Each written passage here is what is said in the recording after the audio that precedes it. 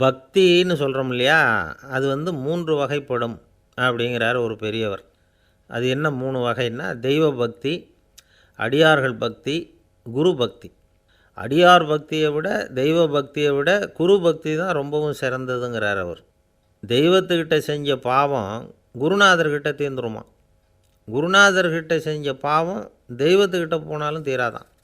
இப்படி பெரியவங்கள்லாம் சொல்லி வச்சுருக்கிறாங்க. ஒரு காடு, அங்கே அயோத தௌமியர் அப்படின்னு ஒரு தபோதனர். அவர் பல மாணவர்களை ஒன்றா சேர்த்து ஒரு குருகுலம் நடத்திக்கிட்டு இருக்கிறார். பல தரப்பட்டவங்க, பல திறப்பட்டவங்க மாணவர்கள் அதில் சேர்ந்து படிச்சுக்கிட்டு இருக்கிறாங்க. பாஞ்சால ராஜகுமாரன் ஒருத்தனும் அந்த குருகுலத்தில் சேர்ந்து படிச்சுக்கிட்டு இருக்கிறான். அவன் பேர் ஆருணி. பெரிய இடத்து புள்ள, இருந்தாலும் படுப்பில் ரொம்ப கெட்டிக்காரனாக இருந்தான். அவன் தான் அங்கே முதல் மாணவன். ஒரு நாள் குருநாதர் அந்த அரசகுமாரனை கூப்பிட்டார். நம்ம குருகுலத்துக்கு சொந்தமான வயலில் தண்ணீர் பெருகி வெள்ளம் வந்து பயிரை வந்து அழிக்குதான். அதனால் நீ போய் மடையை அடைச்சிட்டு வந்துரு அப்படின்னார். அந்த அரசகுமாரன் உடனே புறப்பட்டான். குருநாதர் சொல்லிட்டார்ல, உடனே புறப்பட்டான். நான் பெரிய இடத்து பிள்ளையாச்சே, ராஜகுமாரனாச்சே, ரொம்ப செல்வாக்கூட வளர்ந்தவனாச்சே, நான் போய் வயலில் இறங்கி வேலை செய்கிறதா அப்படின்னுலாம் அவன் நினைக்கல. குருநாதர் கட்டளையை நிறைவேற்ற வேண்டியது நம்ம கடமை அப்படின்னு நினச்சான். உடனே ஒரு மண்வெட்டியை தூக்கி தோளில் வச்சுக்கிட்டு புறப்பட்டு போயிட்டான். வயலுக்கு போனான். பார்த்தான், தண்ணி கரையை உடச்சிக்கிட்டு வயலுக்குள்ளே ஏகமாக பாஞ்சிக்கிட்டு இருக்குது. இவன் மண்வெட்டியால் களிமண்ணை புல்லோடு சேர்த்து புல் பற்ற மாதிரி வெட்டி வெட்டி போட்டான். இருந்தாலும் மடையை அடைக்க முடியல. தண்ணி அதை மீறி வந்துக்கிட்டே இருக்குது. தண்ணி வந்து வேகமாக வயலுக்குள்ளே போய்கிட்டே இருக்குது. போடுற பத்தையெல்லாம் கரைஞ்சி கரைஞ்சி போயிட்டுருக்கு. இருந்தாலும் இவன் தன்னுடைய முயற்சியை கைவிடலை. வெட்டி வெட்டி போட்டுக்கிட்டே இருக்கிறான். காலையில் அங்கே போனவன் சாயந்தரம் வரைக்கும் இப்படி செஞ்சுக்கிட்டு இருக்கிறான். உடம்பும் மனசும் ரொம்பவும் சோர்ந்து போச்சு. இருந்தாலும் குருநாதர் இட்ட கட்டளையை நிறைவேற்றாமல் இருக்கிறோமேங்கிற ஒரு குறை அவனுக்கு இருக்குது. குரு கட்டளையை நிறைவேற்றாத நான் வந்து இன்னமும் இருக்கணுமா அப்படின்னு யோசனை பண்ண ஆரம்பிச்சிட்டான். என்ன செய்யலாம்னு பார்த்தான். நம்ம குருநாதர் இட்ட பணிக்காக இந்த உடம்பையே தியாகம் பண்ணலாம் அப்படின்னு முடிவு பண்ணான். தண்ணி பாயுதில் அதுக்கு குறுக்க விழுந்து அப்படியே மடையை அடைச்சிக்கிட்டு அப்படியே படுத்துட்டான். இது மற்றவங்களுக்கு தெரியாது. அன்னைக்கு ராத்திரி ஒரு விளக்கு முன்னாடி உட்காந்து குருநாதர் பிள்ளைங்களுக்கு பாடம் சொல்லி கொடுத்துக்கிட்டு இருக்கிறார். முதல் வரிசையில் இருக்கக்கூடிய ராஜகுமாரனை காணலை. நம்ம ஆருணி எங்கே போனா அப்படின்னு சொல்லி மற்ற மாணவர்களை விசாரித்தார். இப்போ அவங்க சொன்னாங்க, சுவாமி அவன் காலையில் வயலுக்கு வந்து மடையை அடைக்கிறதுக்காக போனான், நீங்கள் தான் போக சொன்னீங்க, இன்னும் திரும்பி வரல அப்படின்னு ஒரு பையன். குருநாதர் உடனே ஒரு தீவெட்டி எடுத்துக்கிட்டு மாணவர்களை அழைச்சிக்கிட்டு வயலுக்கு போனார். அங்கே போய் பார்த்தா ஆளை காணும். ஆருணி ஆருணின்னு சொல்லி சத்தம் போட்டு கூப்பிட்டு பார்க்குறார். நான் இங்கே இருக்கேன் குருநாதா அப்படின்னு காலுக்கு அடியிலேருந்து ஒரு சத்தம் வருது. குனிஞ்சு பார்த்தா அவன் மடையில் படுத்துருக்குறான். என்னப்பா இதுன்னார். காலையிலேருந்து இந்த மடையை அடைச்சி பார்த்தேன் சுவாமி, முடியல, அதனால் இப்படி குறுக்க படுத்துட்டேன். என்னை தாண்டறதுக்கு பயந்து போய் தண்ணியை தேங்கி நின்றுட்டுது அப்படின்னா. அவனுடைய குரு பக்தியையும் அவனை தாண்டறதுக்கு அஞ்சு நிற்கிற தண்ணி தேக்கத்தையும் பார்த்துட்டு எல்லாரும் ரொம்ப ஆச்சரியப்பட்டு போயிட்டாங்களாம். ஆருணி எழுந்திரிச்சு வா அப்படின்னு கூப்பிட்டாரான் குருநாதர். அவன் தண்ணீரை பொழந்துக்கிட்டு எழுந்திரிச்சு வந்தானான். அதனால் அவனுக்கு வந்து உத்தாலகன் அப்படின்னு ஒரு பேர். உத்தாலகன்னா தண்ணீரை பிளந்தவன் அர்த்தம். அந்த உத்தாலகன் மாதிரி இந்த காலத்து மாணவர்களுக்கும் குரு பக்தி வேணும் அப்படின்னு சொன்னோம் ஒரு பள்ளிக்கூடத்தில். உடனே நிறைய மாணவர்கள் எழுந்திரிச்சு நின்னாங்க. சார், நீங்கள் எங்களை வந்து இன்னமும் சரியாக புரிஞ்சுக்கலன்னு நினைக்கிறோம். அன்னைக்காவது ஒருத்தன் அப்படி இருந்தான், இன்றைக்கி ஏகப்பட்ட உத்தாலகர்கள் இருக்கிறோம். எங்கள் வாத்தியார் கட்டளை இட்டால் இப்போவே அது மாதிரி வயலுக்கு போய் மடையில் குறுக்கப்படுத்துக்கிறதுக்கு இந்த வகுப்பில் உள்ள அத்தனை பேரும் தயாராக இருக்கிறோம் அப்படின்னாங்க. அப்படியா அப்படின்னு சொல்லி கேட்டோம் ரொம்ப சந்தோஷமாக. ஒருத்தன் ரொம்ப அடக்கமாக எழுந்திரிச்சான்.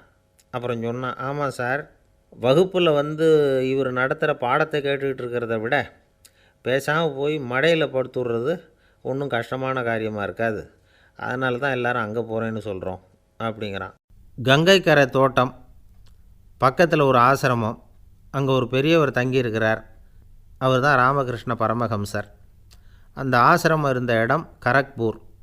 வங்காளத்தில் பொதுவாக எல்லோரும் மீன் சாப்பிட்றது உண்டு. கங்கையில் குளிச்சுட்டு கையில் ஒரு மீனோடு வர்றது வழக்கம். இவர் இருக்கிற இடத்துக்கு கங்கையில் படகு வழியாக வரணும். அப்படி தான் எல்லோரும் வருவாங்க. வர்றவங்கள ஒன்று கூட்டி ஆன்மீக விஷயங்களை பற்றி பேசிக்கிட்டு இருப்பார்.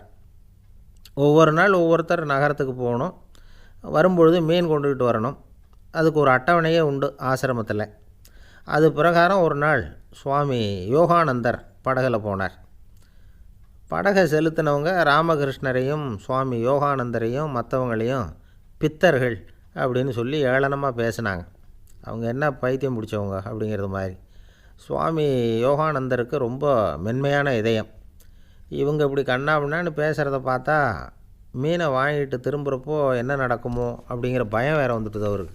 அவ்வளவு மென்மையானவர். இதை தெரிஞ்சுக்கிட்ட ராமகிருஷ்ணர், யோகானந்தா இங்கே வா அப்படின்னு கூப்பிட்டார். இவர் கண்ணீரை தொடச்சிக்கிட்டே கிட்ட போனார். சொன்னார், ஐயா, படகு ஓட்டுறவங்க உங்களை பற்றி மோசமாக பேசுகிறாங்க. என்ன திட்டினா பரவாயில்ல, ஆனால் உங்களை அவங்க திட்டுறாங்க.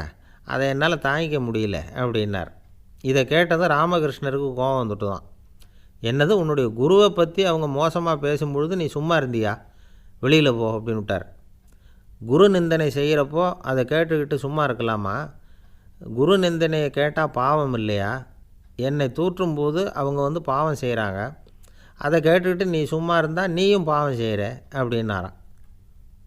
அடுத்த நாள் சுவாமி நிரஞ்சனானந்தர் போக வேண்டிய நாள். இவர் படகுல போகும்பொழுதும் அதே மாதிரி நடந்து தான். அவங்க மோசமாக பேச ஆரம்பித்தாங்க, திட்ட ஆரம்பித்தாங்க. அப்படி கேலி பண்ண ஒருத்தனை இவர் என்ன பண்ணார், பலார்னு கன்னத்தில் அரைஞ்சிட்டார். இன்னொருத்தனை கங்கையில் தூக்கி எறியறதுக்கும் தயாராகிட்டார்.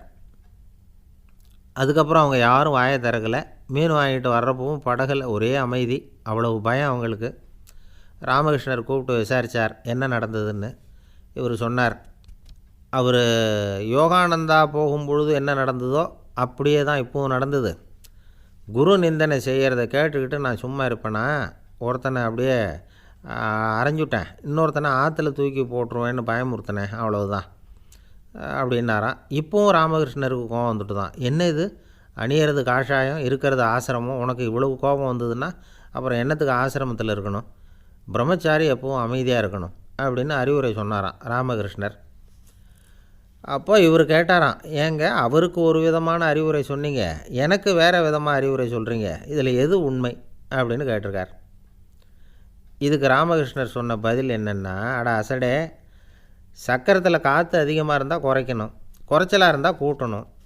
அவன் சாது, அவனுக்கு அதிக உணர்ச்சி தேவை, உனக்கு படபடப்பு அதிகம், உனக்கு பொறுமை தேவை அப்படின்னாராம். இதில் உள்ள கருத்து என்னென்னா, கல்விங்கிறது எப்படின்னா அதை சூழ்நிலைக்கு தகுந்த மாதிரி கற்பிக்கணும். எல்லாருக்கும் ஒரே மாதிரி கற்பிக்கக்கூடாது. கேட்குற ஒரு தகுதி, புரிஞ்சுக்கிற திறமை, இதை பொறுத்து கல்வி அமையணும். ஆரம்ப காலத்தில் ஒரு குரு, அப்போ ஒரு சீடன் இருந்தான். அது வேடிக்கையான குரு, வேடிக்கையான சீடன். ஒரு ஆசிரமம். ஒரு நாள் ஒருத்தன் அவசரமாக அந்த குருவை தேடி வந்திருக்கிறான். என்ன விஷயம்னு விசாரித்தார் குரு. உங்கள் சீடர் என்னை அடிச்சுட்டார் அப்படின்னு புகார் பண்ணானான் அந்த ஆள். குரு சீடனை கூப்பிட்டார். அடிச்சியா இந்த ஆளை அப்படின்னு கேட்டாரான். ஆமான் இருக்கான் சீடன். ஏன் அடித்தே அப்படின்னு கேட்டாரான். இந்த ஆள் உங்களை பற்றி மட்டமாக பேசிவிட்டான், என்னால் அதை தாங்கிக்க முடியல, அதனால தான் அடிச்சுட்டேன்ருக்கான். அப்படி என்ன பேசினான் அப்படின்னு கேட்டாரான். உன்னுடைய குருநாதர் இப்போல்லாம் அர்த்தமில்லாமல் பேச ஆரம்பிச்சிட்டார் அப்படின்னு சொல்லிவிட்டான், அதனால தான் அடிச்சுட்டேன் அப்படின்னானான். அதுக்காக அடித்தே அப்படின்னாரான். நான் அதுக்காக அடிக்கலை குருவே, இப்போல்லாம் நீங்கள் அர்த்தம் இல்லாமல் பேசுகிறதாக அவன் சொல்கிறான், அப்படின்னா இதுவரைக்கும் நீங்கள் அர்த்தத்தோடு பேசினதாகத்தானே அர்த்தம், அது தப்பு தானே, அதனால தான் அடித்தேன் அப்படின்னானான். ஒரு தீக்குச்சி தீப்பெட்டியை பார்த்து கேட்டு தான், நாம் 2 பேரும் தானே உரசிக்கிறோம், ஆனால் நான் மட்டும் தீப்பிடிச்சி எரிஞ்சு போகிறேன், நீ அப்படியே இருக்கிறியே அப்படின்னு தான். அதுக்கு தீப்பெட்டி சொல்லியிருக்குது, உனக்கு தலையில் கணம் இருக்குது அதனால் அழிஞ்சு போகிற அப்படின்னு தான். எப்படி இருக்கு பாருங்கள் இந்த பதில். தலையில் கணம் உள்ளவங்க யாருமே சரியாக இருக்க முடியாது. எவ்வளவு பெரியவங்களாக இருந்தாலும் சரி, ரொம்ப கஷ்டம்தான் அது. கர்வம்ங்கிறது கூடவே கூடாது. இதை விளக்கிறதுக்கு மகான் ஒருத்தர் ஒரு சம்பவத்தை சொல்கிறார். அர்ஜுனன் தீர்த்த யாத்திரை பண்ணானா. அப்போது தென்னிந்தியாவுக்கு வந்திருக்கிறான். ராமேஸ்வரத்துக்கு போனப்போ அங்கே இலங்கைக்கு கல்லுலாம் அடுக்கி போடப்பட்டிருந்த பாலத்தை பார்த்தானா. ஒரு சின்ன குரங்கு அதுக்கு பக்கத்தில் விளையாடிக்கிட்டு இருந்திருக்கு. அதை பார்த்துட்டு அர்ஜுனன் சிரிச்சிருக்கான். ஏன் சிரிக்கிறேன்னு கேட்டிருக்கு அந்த குரங்கு. ராமன் மிகச்சிறந்த வில் வீரன். அப்படி இருக்கிறப்போ அவன் வந்து இலங்கைக்கு அம்புகளாலேயே ஒரு பாலம் கட்டியிருக்கலாம். அதை விட்டுட்டு போயும் உன்ன மாதிரி குரங்குகளை துணையாக வச்சுக்கிட்டு இப்படி ஒரு கருங்கல் பாலத்தை கட்டியிருக்கிறானே அப்படின்னு நானா. அம்புகளால் பாலம் கட்ட முடியுமா அப்படின்னு கேட்டு தான் குரங்கு. ஏன் முடியாது, என்னால் முடியுமேன்றிருக்கான் அர்ஜுனன். அம்பால் பாலம் கட்டலாம், இருந்தாலும் என்ன மாதிரி குரங்குகள் ஏறி நடந்தால் அது தாங்குமா? அதனால தான் ராமர் வந்து கருங்கல் பாலமே கட்டினார் அப்படின்றது குரங்கு சொல்லிச்சான். அப்படியே சொல்கிற, நான் வேணும்னா இப்போ அம்புகளாலேயே ஒரு பாலத்தை கட்டுறேன், நீ அது மேலே ஏறி நடந்து பார். பாலம் விழுந்துட்டுதுன்னா நான் தீ மூட்டி அதில் குதித்து உயிர் தியாகம் பண்ணிவிடுறேன் அப்படின்னு நான் ரொம்ப கோபமாக. உடனே அந்த சின்ன குரங்கு பெரிய உருவம் எடுத்துட்டு தான் கையில் கதையோடு அர்ஜுனன் முன்னாடி நிற்கிறான் அனுமன். பார்த்தா, என்னுடைய தலைவர் ராமரையா இழிவாக பேசுகிற, நீ இப்போ பாலம் கட்டு, நான் என்னுடைய பலத்தை காட்டுறேன் அப்படின்னு அனுமன். அர்ஜுனன் வந்து தன்னுடைய காண்டிபத்தை எடுக்கிறான், சரமாரியாக அம்புகளை விடுறான். அதெல்லாம் ஒன்றோட ஒன்று கோத்துக்கிட்டு அப்படியே பாலம் மாதிரி நிற்கிது. அர்ஜுனன் தலை நிமிர்ந்து நின்னான். அனுமன் வந்து உயர கிளம்பி அங்கேருந்து பாலத்தில் வந்து பொத்துன்னு இறங்கினான். பாலம் அப்படியே நொறுங்கி போச்சு தூள் தூளாக. என்ன அர்ஜுனா, இப்போ என்ன செய்ய போகிற அப்படின்னு நான் ஏளனமா. அர்ஜுனன் தலையை தொங்க போட்டுக்கிட்டான். சொன்னபடி தீ மூட்டி அதில் குதிக்கிறதுக்காக 3 தடவை சுற்றி வந்தான். அப்போது கிருஷ்ணர் அங்கே வந்தார். என்ன அர்ஜுனா, என்ன நடக்குது, என்ன இது அப்படின்னு ஒன்றும் தெரியாத மாதிரி கேட்டார். அர்ஜுனன் வாயை திறக்கிறதுக்கு முன்னாடி அனுமன் வாயை திறந்தான், நடந்ததை சொன்னான். அர்ஜுனன் சவால் விட்டபடி உயிர் திறந்தே ஆகணும்னா அனுமன். கிருஷ்ணர் யோசனை பண்ணார். நல்லது, இந்த சவால் விட்டதுக்கும் நடந்ததுக்கும் யார் சாட்சி? பெரியவர் ஒருத்தரை சாட்சியாக வச்சுக்கிட்டல்லவா நீங்கள் இந்த போட்டியை நடத்தியிருக்கணும் அப்படின்னார். அதனால் என்ன, இப்போ மறுபடியும் அந்த போட்டியை நடத்திவிட்டா போச்சு, என்னால் அந்த அம்பு பாலத்தை நொறுக்க முடியாதா அப்படின்னு அனுமன். சரி, இப்போ மறுபடியும் அது நடக்கட்டும்னார் கிருஷ்ணர். அர்ஜுனன் அம்பு பாலம் அமைச்சான். அனுமன் ஏறி குதிச்சான். பாலம் அசைஞ்சு கொடுக்கவே இல்லை, அவ்வளோ உறுதியாக இருக்குது. இப்போ அனுமன் தலையை குனிஞ்சிக்கிட்டான். அர்ஜுனன் நன்றியோடு நிமிர்ந்து பார்த்தான். கிருஷ்ணருடைய தோள்கள்லேயும் முதுகள்லேயும் ரத்தம். என்ன சுவாமி, என்ன நடந்ததுன்னு நான் பதறி போய், உன் அம்பு பாலத்தை நான் தான் முட்டு கொடுத்து தாங்கிக்கிட்டு இருந்தேன். அனுமன் குதித்தப்போ என் மேலே ஏற்பட்ட காயங்கள் இவை. பின்ன உன்னுடைய அம்பு பலத்தினாலேயா பாலம் நின்றுதுன்னு நினைக்கிற அப்படின்னாரான். முதல்ல வந்து அர்ஜுனன் அப்புறம் அனுமன் 2 பேருக்குமே கர்வ பங்கம் ஆகிட்டு தான். அதாவது அவங்கக்கிட்ட இருந்த கர்வம் போயிட்டுது. யாராக இருந்தாலும் கர்வம் கூடாதுங்கிறத இதிலேருந்து நாம் புரிஞ்சுக்கணும். இந்த காலத்தில் நாமெல்லாம் எந்த விஷயத்துக்கெல்லாம் கர்வப்பட்டுக்கிட்டு இருக்கோம் தெரியுமா? 2 பெண்கள் தங்களுடைய கணவன்மார்களை பற்றி ரொம்ப பெருமையாக பேசிக்கிட்டாங்களாம். அதில் ஒரு அம்மா சொல்லியிருக்கு, என் வீட்டுக்காரர்கிட்ட எந்த சப்ஜெக்ட் கொடுத்தாலும் சரி அந்த விஷயத்தை பற்றி அழகாக 1 மணி நேரம் பேசுவார் அப்படின்னாங்களாம். உடனே இன்னொரு அம்மா, அது என்ன பிரமாதம், என் வீட்டுக்காரருக்கு சப்ஜெக்டே தேவையில்லை, விஷயமே இல்லாமல் நாள் பூரா பேசிக்கிட்டு இருப்பார் அப்படின்னாங்களாம். ஒரு அரசனும் அமைச்சரும் ஒரு நாள் ரொம்ப சாவகாசமாக பேசிக்கிட்டு இருந்தாங்களாம். அரசன் அமைச்சரை பார்த்து ஒரு கேள்வி கேட்டிருக்கார். ஏங்க அமைச்சரே, ஆசை இல்லாத ஒரு மனுஷனால் இருக்க முடியுமா அப்படின்னு. ஏன் முடியாது, துறவி அப்படிங்கிறவங்கெல்லாம் அப்படிப்பட்டவங்க தானே அப்படின்னாராம் அமைச்சர். அவங்கெல்லாம் உண்மையிலேயே ஆசையை விட்டவங்க தானா அப்படின்னு கேட்டாராம் ராஜா. அப்படி தான் இருக்கணும் அப்படின்னாராம் அமைச்சர். அப்படின்னா ஆசையே இல்லாத ஒரு உண்மையான துறவியை நான் பார்க்கணுமேன்னார். அது என்ன பிரமாதம், அதுக்கு நான் ஏற்பாடு பண்ணுறேன் அப்படின்னு விட்டார் இவர்.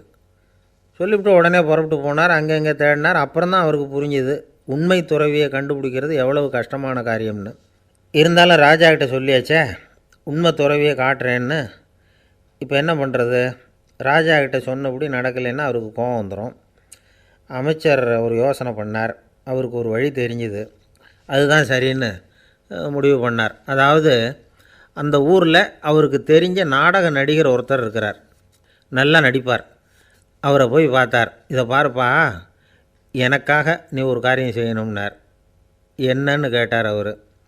நீ ஒரு துறவி மாதிரி கொஞ்சம் நேரத்துக்கு நடிக்கணும். ராஜா வந்து உன்னை பார்த்துட்டு போகிற வரைக்கும் நடி, அது போதும், அதுக்காக உனக்கு 10,000 ரூபா தரேன் அப்படின்னார். அவர் எந்த காலத்தில் இவ்வளவு பணத்தை மொத்தமாக பார்த்துருக்கார். அதனால் உடனே சரின்னு ஒத்துக்கிட்டார். அமைச்சர் வந்து அரண்மனைக்கு திரும்பி வந்தார். என்ன அமைச்சரே, இன்னுமா ஒரு உண்மையான துறவி கிடைக்கலன்னார். உண்மையான துறவி ஒருத்தரை இப்போ தான் கொஞ்ச நேரத்துக்கு முன்னாடி பார்த்து பேசிவிட்டு வர்றேன். அவர் நம்ம ஊருக்கு வெளியில் குளத்தங்கரையில் உள்ள ஒரு ஆலமரத்துக்கு அடியில் உட்காந்துருக்கிறார் அப்படின்னார் இவர். அப்படின்னா உடனே புறப்படுங்க அப்படின்னார் ராஜா. பரிவாரங்களோடு புறப்பட்டார். அங்கே அந்த மரத்தடியில் அந்த ஆள் வேஷம் போட்டுக்கிட்டு துறவி மாதிரி உட்காந்துருக்கிறான். ராஜா நேராக போனார். அந்த துறவி காலில் பொத்துன்னு விழுந்து வணங்கினார். உடனே ராணியும் அவர் காலில் விழுந்தாங்க. அடுத்தபடியாக அமைச்சர் விழுந்தார். அவருக்கு தெரியும் இது நம்ம ஆள் தான்னு.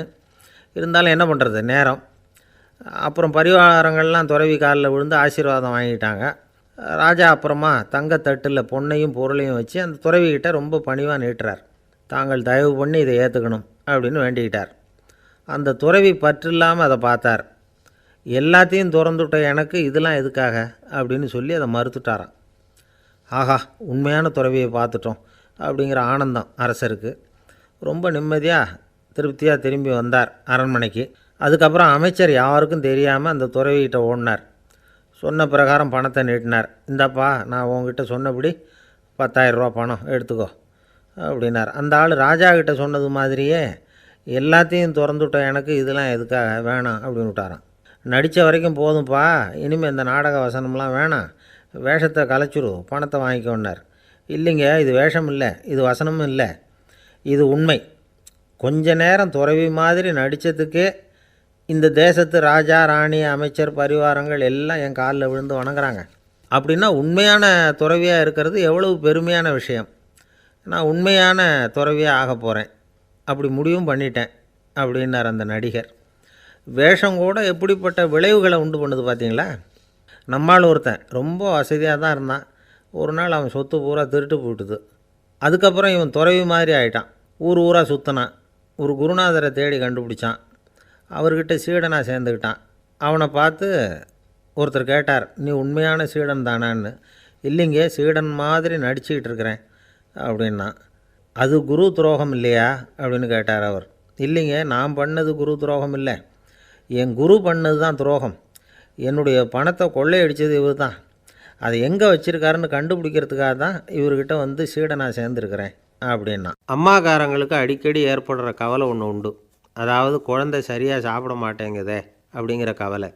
இவங்கெல்லாம் ஒரு விஷயத்தை நல்லா புரிஞ்சுக்கணும். குழந்தைகள்ங்கிறவங்க பெரியவங்க மாதிரி இல்லை. அவங்க கடிகாரத்தில் மணியை பார்த்துட்டு சாப்பிட்றதுக்கு உட்கார்ற ரகம் கிடையாது. பசிச்சா சாப்பிடுவாங்க, இல்லைன்னா விளையாடுவாங்க அல்லது தூங்குவாங்க.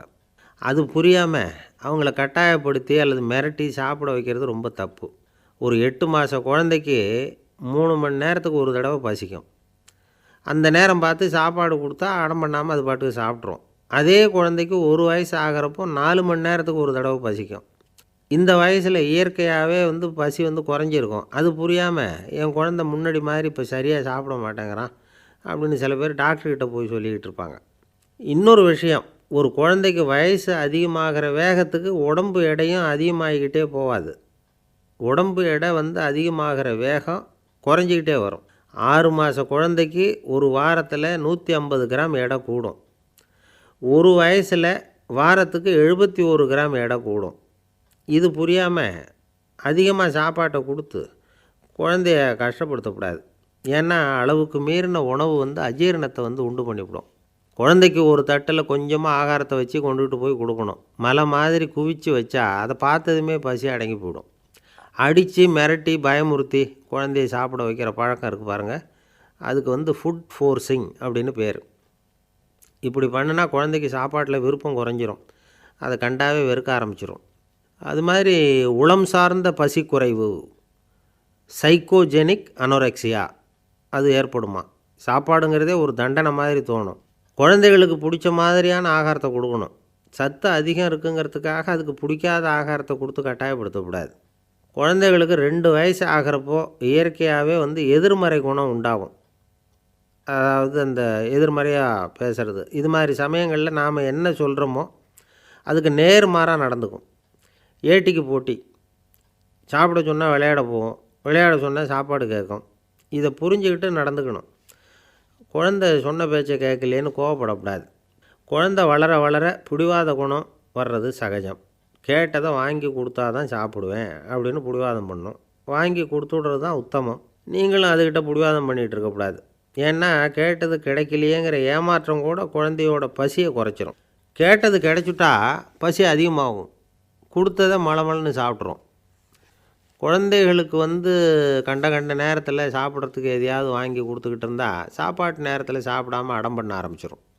பள்ளிக்கூடம் போகிற பிள்ளைங்க காலை உணவை சரியாக சாப்பிட மாட்டாங்க. அச்சம், அவசரம், பரபரப்பு இதெல்லாம் தான் காரணம்.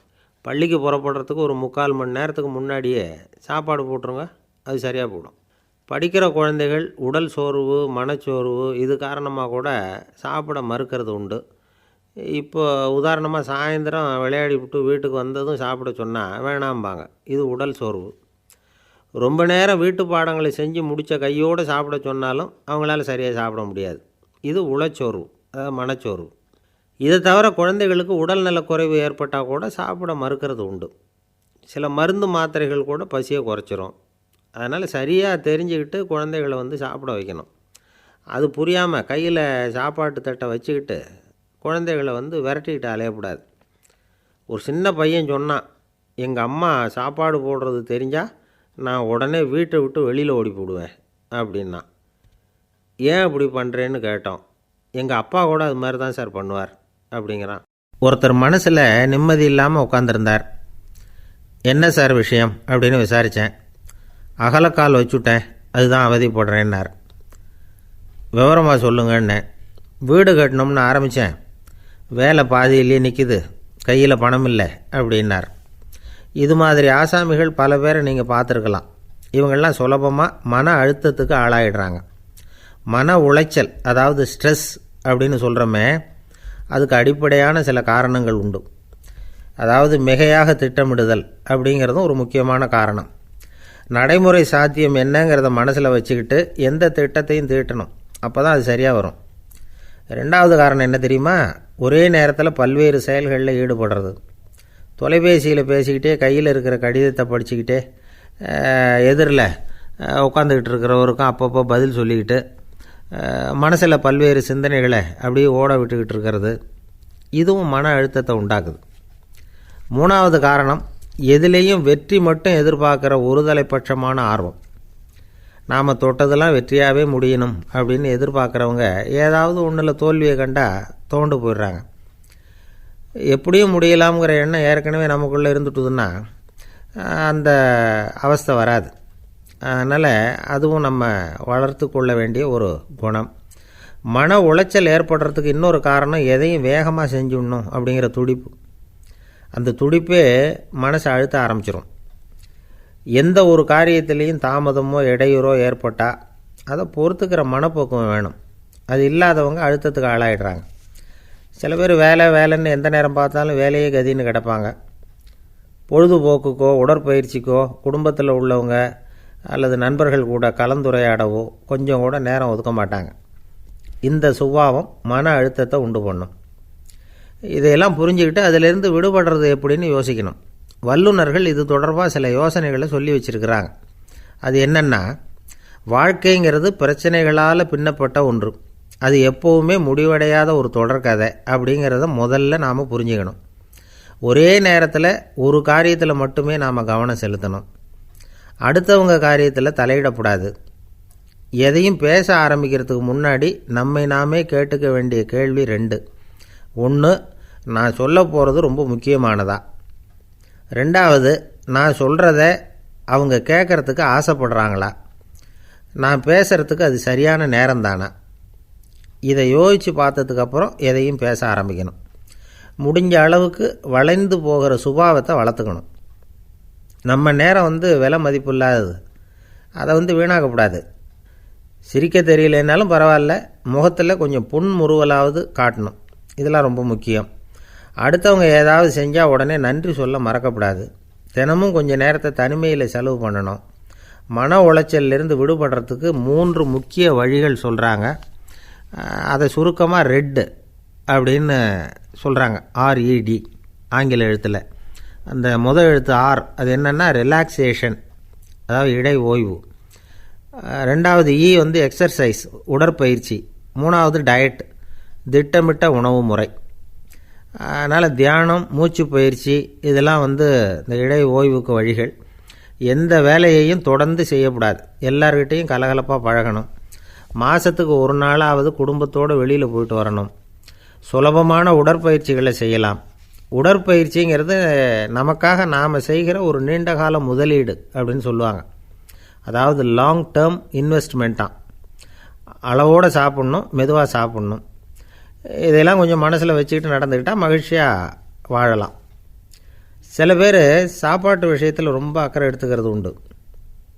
ஒரு குண்டு ஆசாமி சாப்பிட உக்காந்தார். முதல்ல ஒரு மாத்திரை சாப்பிட்டார். எதுக்குன்னு கேட்டோம். பசி எடுக்கிறதுக்குன்னார். சாப்பிட்டு முடித்தார். பிறகு மறுபடியும் ஒரு மாத்திரை சாப்பிட்டார். இது எதுக்குன்னு கேட்டோம். சாப்பிட்டது ஜீரணமாகறதுக்கு அப்படின்னார். இயேசுநாதர்கிட்ட ஒருத்தர் வந்து கேட்டாராம், இயேசுவே என்னை எவ்வளவு நேசிக்கிறீர்கள் அப்படின்னு. அவர் தன்னுடைய இரு கைகளையும் அகல விரித்து இவ்வளவு என்று சொல்லி சிலுவையில் உயிர் நீத்தார் அப்படின்னு சொல்லுவாங்க. அதாவது அந்த நேசிப்புக்கு எல்லை கிடையாது, அதே போல் மன்னிப்புக்கும் எல்லை கிடையாது. இது இயேசுநாதர் சொல்லி கொடுத்த ஒரு பாடம். இயேசுனுடைய சீடர்களில் ஒருத்தன் பீட்டர், அவன் ஒரு நாள் இயேசுநாதர்கிட்ட கேட்டிருக்கான், இயேசுவே நான் வந்து என்னுடைய தம்பிக்கிட்ட அடிக்கடி சண்டை போட்டுக்கிட்டு இருக்கிறேன், என்னுடைய சகோதரன் கூட, அவனை நான் எத்தனை தடவை மன்னிக்கிறது? ஏற்கனவே 7 தடவை அவனை மன்னிச்சுட்டேன் அப்படின்னு சொல்லியிருக்கிறான். அப்போது இயேசு சொன்னாராம், மன்னிக்கிறதுக்கு எத்தனை தடவைங்கிற கணக்கெல்லாம் கிடையாது. எத்தனை தடவை உன்னுடைய சகோதரன் உன்னை கோபப்படுத்துகிறானோ அத்தனை தடவை நீ மன்னிக்கிறதுக்கும் தயாராக இருக்கணும், அதுதான் அப்படின்னு சொன்னாராம். அப்போ இவனுக்கு ஒன்றும் புரியல, இது என்ன அவன் தப்பு பண்ணிக்கிட்டே இருப்பான், நாம் மன்னிச்சுக்கிட்டே இருக்கிறதா அப்படிங்கிறது மாதிரி குழப்பமாக இருந்திருக்கிறான். அப்போது இயேசுநாதர் தன்னுடைய சீடன் பீட்டர்கிட்ட ஒரு கதை சொன்னாராம். அந்த கதை இன்றைக்கு நாம் வந்து எல்லாரும் சிந்தித்து பார்க்க வேண்டிய ஒரு கதை. அதாவது மன்னிப்பை விரும்புகிறவர்கள் மன்னிக்கவும் தயாராக இருக்க வேண்டும் அப்படிங்கிறது தான் அந்த கதையினுடைய தத்துவம். அந்த இயேசுநாதர் சொன்ன கதை என்னென்னா, ஒரு மன்னர் இருந்தார். அவர் ஒரு நாள் அரண்மனையில் உட்காந்து கணக்கு வழக்குகள்லாம் பார்த்துக்கிட்டு இருந்தார். நம்ம அரண்மனையிலேருந்து யார் யார் அரசாங்க கடன் வாங்கியிருக்கிறாங்க, யார் யார் திருப்பி செலுத்தியிருக்கிறாங்க அப்படிங்கிற விவரத்தையெல்லாம் பார்த்துக்கிட்டு இருந்தார். அப்போ தான் புரிஞ்சுது, அந்த அரண்மனையில் வேலை செய்கிற ஒருத்தனே அரசாங்க கடன் ஒரு வாங்கியிருக்கிறான். எவ்வளவு? 10,000 பொற்காசுகள் வாங்கியிருக்கான் கடன். இந்த 10,000 பொற்காசுகளை திருப்பி செலுத்தலை அரசாங்கத்துக்கு. இது மன்னர் கவனத்துக்கு வந்தது. உடனே நம்ம அரண்மனையில் இருக்கிறவனே அரசு கடன் வாங்கி திருப்பி செலுத்தாமல் இருக்கான், அவனை கூப்பிட்டு வாங்கன்னு சொல்லி கூப்பிட்டுட்டு வந்தாங்களாம். விசாரிச்சிருக்கிறாங்க, என்னப்பா நீ எவ்வளோ ஒன்று? ஆமாங்க 10,000 பொற்காசுகள் வாங்கியிருக்கிறேன், இன்னும் திருப்பி கட்டலைன்றிருக்கான். உடனே அவர் மன்னர் சொல்லியிருக்கிறார், நம்ம சட்டத்திட்டப்படி நீ உடனே பணத்தை திருப்பி கட்டிடு. அப்படி உன்னால் கட்ட முடியலன்னா உன்னுடைய வீடு வாசல் சொத்து சுகம் எல்லாத்தையும் விற்று அந்த பணத்தை அரசு கருவூலத்தில் சேர்த்துக்கிறதுக்கு நானே ஏற்பாடு பண்ணிடுறேன் அப்படின்னு அந்த மன்னர் சொன்னாராம். இவன் அப்படியே அதிர்ச்சி ஆகிட்டான். அப்படியே பொத்துன்னு காலில் விழுந்தானா, மன்னா என்னை மன்னிச்சுங்க, என்னால் முடியல, எனக்கு மன்னிப்பு கொடுங்க அப்படின்ட்டுருக்கான். உடனே அவர் எழுந்திரிச்சு, சரி நீ மன்னிப்பு கேட்டுவிட்ட, அதனால் உன்னை மன்னிக்கிறேன், நீ பணம் கட்ட வேண்டாம் அப்படின்னு சொல்லி அந்த மன்னர் அவனை விட்டுட்டாராம். பணத்தையும் தள்ளுபடி போட்டார், நீ திருப்பி கட்ட வேண்டான்னு. இவனுக்கு ரொம்ப மகிழ்ச்சி. அதனால் ரொம்ப உல்லாசமாக வந்துக்கிட்டு இருக்கிறான். தெருவில் வந்துக்கிட்டு இருக்கிறப்ப இவங்கிட்ட கடன் வாங்கின ஒருத்தன் எதுக்கு வந்துக்கிட்டு இருக்கான். அவன் இவங்கிட்ட ஒரு 100 பொற்காசுகள் கடன் வாங்கியிருக்கான். அவன் வந்தான், இவன் போய் அவன் சாட்டையாக பிடிச்சிக்கிட்டான், நீ எப்படா என் கடனை திருப்பி கொடுக்க போகிறேன்னு. அவன் இப்போ முடியல, கொஞ்சம் பொறுத்துக்கா, அப்புறம் தரேன் இருக்கான். அதெல்லாம் முடியாது, நீ கொடுத்து தான் ஆகணும் அப்படின்னு இவன் புடிவமாக சொல்கிறான். இப்போ நிலைமையை பாருங்கள், இவன் ஏற்கனவே 10,000 பொற்காசுகள் அரசாங்கத்தில் கடன் வாங்கினா அதுக்கு மன்னிச்சு விட்டுட்டார் இவனை. ஆனால் இவன் இன்னொருத்தனை மன்னிக்கிறதுக்கு தயாராக இல்லை. இவங்கிட்ட கடன் வாங்கின இன்னொருத்தன் 10 பொற்காசுகள், அவனை மன்னிக்க தயாராக இல்லை. அவனை கொண்டு போய் நீதிமன்றத்தில் கொண்டு போய் நிறுத்தி தண்டனை வாங்கி கொடுத்துட்டான். நீதிபதி என்ன சொன்னார், அந்த இவன் வாங்கின பொற்காசுகளை திருப்பி கட்டுற வரைக்கும் ஜெயிலில் இருக்கணுங்கிறது தீர்ப்பு. ஆனால் உடனே அரசர் காதில் வந்து விழுந்தது. சொல்லிட்டாங்க, உங்ககிட்ட மன்னிப்பு வாங்கிட்டு போனானே ஒருத்தன், அவன் இன்னொருத்தனை மன்னிக்கிறதுக்கு தயாராக இல்லை, அவனை கொண்டு போய் ஜெயிலில் அடைச்சிட்டான் அப்படின்னு. உடனே மன்னர் பார்த்தார், இவனை மறுபடியும் கூப்பிட்டு வர சொன்னார். தபாரப்பா, நான் உன்னை மன்னிச்சு விட்டேன், ஆனால் நீ இன்னொருத்தனை மன்னிக்கிறதுக்கு தயாராக இல்லை, அதனால் என்னுடைய தீர்ப்பையும் மாற்றுறேன், நீயும் அரசு கடன் தீர்ற வரைக்கும் ஜெயிலில் தான் இருக்கணும் அப்படின்னு சொல்லி ஜெயிலுக்கு அனுப்பிச்சிட்டாராம். இப்படி ஒரு கதையை இயேசுநாதர் தன்னுடைய சீடருக்கு சொன்னதாக ஒரு வரலாறு. அது என்ன, அதிலேருந்து நாம் புரிந்து கொள்ள வேண்டியதுன்னா, நாம் மன்னிக்கப்படணும்னு நாம் விரும்புகிறோம்னா நாம் இன்னொருத்தரை மன்னிக்கிறதுக்கு தயாராக இருக்கணும். அதனால் நாம் இன்னொருத்தரை யாரையும் மன்னிக்க மாட்டோம், ஆனால் என்ன இன்னொருத்தரை மன்னிக்கணும் அப்படிங்கிறது மாதிரி செய்யக்கூடாதுன்னு சொல்லுவாங்க.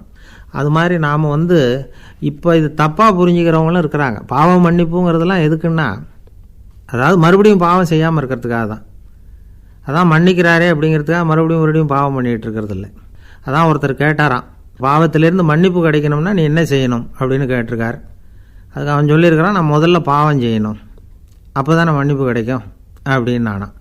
இப்படிப்பட்டவர்கள் தான் இன்றைக்கி உலகத்தில் அதிகமாக இருக்கிறாங்க. அதனால் இந்த மன்னிப்பின் மகத்துவங்கிறது இயேசுநாதர்கிட்டேருந்து தான் நாம் புரிஞ்சுக்கணும். அந்த இயேசு சொன்ன அந்த மன்னிக்கிற மனோபாவம் இருந்தால் இன்றைக்கி உலகம் பூராவும் அமைதி பூங்காவாக இருக்கும். அதில் ஒன்றும் ஆச்சரியமே இல்லை, அதில் ஒன்றும் சந்தேகமும் இல்லை. அதனால் மன்னிக்கிற மனோபாவத்தை நாம் எல்லாரும் நமக்குள்ளே வளர்த்து கொள்ள வேண்டும் அப்படிங்கிறது தான் நாம் இன்றைக்கு எல்லோரும் சிந்தித்து பார்க்க வேண்டிய ஒரு செய்தி.